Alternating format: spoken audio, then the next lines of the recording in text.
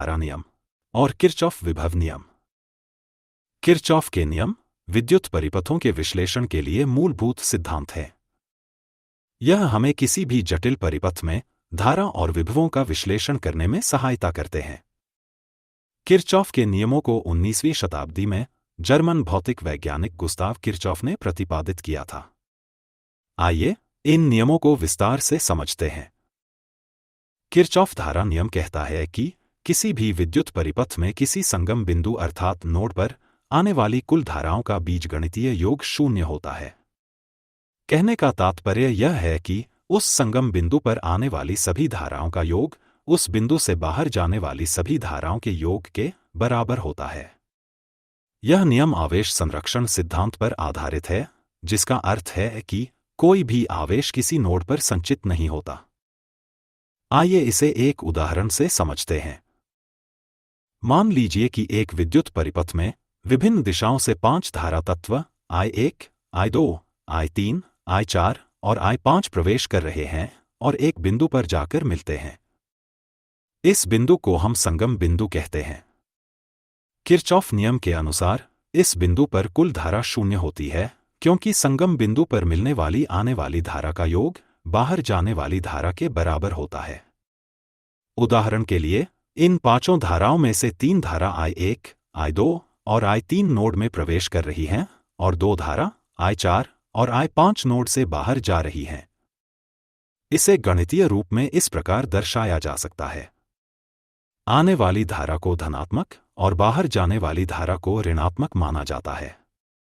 समीकरण को हल करने पर हम पाते हैं कि आने वाली धाराओं का योग बाहर जाने वाली धाराओं के बराबर है और यही किरचॉफ धारा नियम कहलाता है। अब बात करते हैं किरचॉफ के विभवांतर नियम की। यह नियम कहता है कि किसी भी बंद लूप में सभी विभव हानियों का बीजगणितीय योग सदैव 0 के बराबर होता है। यहां पर विभव हानि का अर्थ है विद्युत प्रेरक बल या फिर धारा और प्रतिरोध का गुणनफल। यह नियम ऊर्जा संरक्षण सिद्धांत पर आधारित है, जो बताता है कि किसी बंद परिपथ में विद्युत विभव को संरक्षित किया जाता है। आइए इसे एक परिपथ की सहायता से समझते हैं। एक परिपथ में एक सेल और 3 प्रतिरोधक श्रेणीक्रम में जुड़े हैं। यदि इस परिपथ को प्रतीकात्मक रूप में देखें तो यह कुछ ऐसा दिखेगा। मान लीजिए कि इस परिपथ में धारा I प्रवाहित हो रही है, जिसकी दिशा धनात्मक टर्मिनल से ऋणात्मक टर्मिनल की ओर है। अब हम इस परिपथ में एक लूप पर विचार करेंगे। इस लूप की दिशा हम घड़ी की दिशा में या विपरीत दिशा में ले सकते हैं। यहां हम घड़ी की दिशा में विचार करेंगे। किरचॉफ नियम के अनुसार सभी विभव हानियों का बीजगणितीय योग सदैव 0 के बराबर होता है। इसे प्राप्त करने के लिए हम किसी एक बिंदु से दूसरे अंतिम बिंदु तक विभव का पता लगाते हैं। बिंदु A से B जाने पर सेल E मिलता है, B से C जाने पर IR1 मिलता है, C से D जाने पर IR2 मिलता है और D से A जाने पर IR3 मिलता है। किरचॉफ नियम के अनुसार इन सभी का योग 0 होता है। हमें इस बात का ध्यान रखना है कि अगर लूप में चलते हुए सेल का ऋणात्मक टर्मिनल पहले आए तो उसे ऋणात्मक मानना है और धनात्मक पहले आए तो धनात्मक मानना है।